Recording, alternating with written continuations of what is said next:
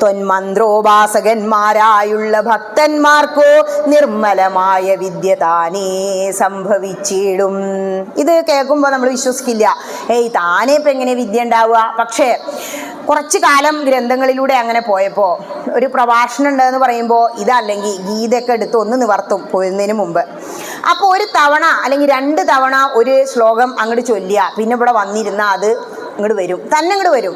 അപ്പം എന്താ, ആ ഭഗവാനെ ഭജിച്ച് നടക്കുന്നവർക്ക് വിദ്യ താനേ സംഭവിച്ചിടും എന്നുള്ളതിൻ്റെ തെളിവാണ്. കാരണം എല്ലാം നമുക്ക് അനുഭവവേദ്യമാക്കി തരും ഭഗവാൻ. അതും ഇവിടെ പറയുന്നുണ്ട്. ഇനി നോക്കൂ, മറ്റുള്ള മൂഢന്മാർക്കു വിദ്യയുണ്ടാകുന്നതും ചെറ്റില്ല, 100,000 ജന്മങ്ങൾ കഴിഞ്ഞാലും.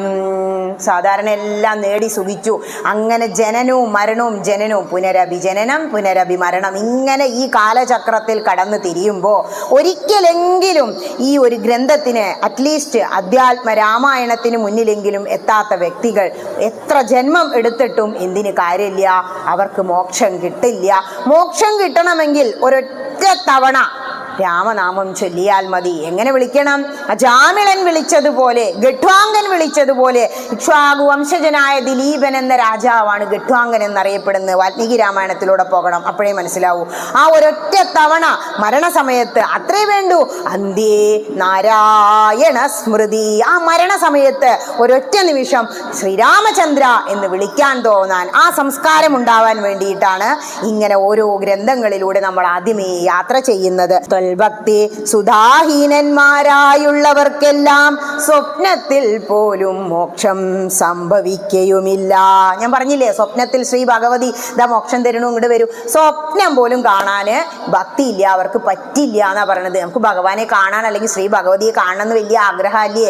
സ്വപ്നത്തിലെങ്കിലും ദർശനം തരണേ കൃഷ്ണ എന്ന് പ്രാർത്ഥിക്കും ഞാൻ ചില സമയത്ത്. കാരണം അത്രയും ആഗ്രഹ ആ ഉണ്ണിക്കണ്ണൻ ശ്രീരാമചന്ദ്രനായി രാമസ്വാമി ആയിട്ടാണത്രേ കൃഷ്ണനെ കണ്ടപ്പോൾ ഹനുമാന് തോന്നിയത്.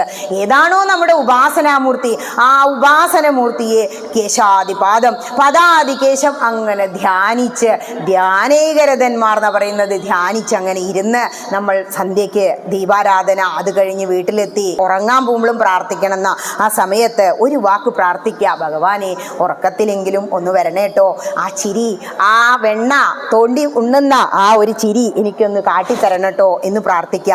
ചിന്തിക്കിൽ സാരം കിഞ്ചിൽ ചൊല്ലുവൻ ധരാപതേ, സാധുസംഗതി തന്നെ മോക്ഷകാരണമെന്നു വേദാന്തജ്ഞന്മാരായ വിദ്വാൻമാർ ചൊല്ലിയിടുന്നു.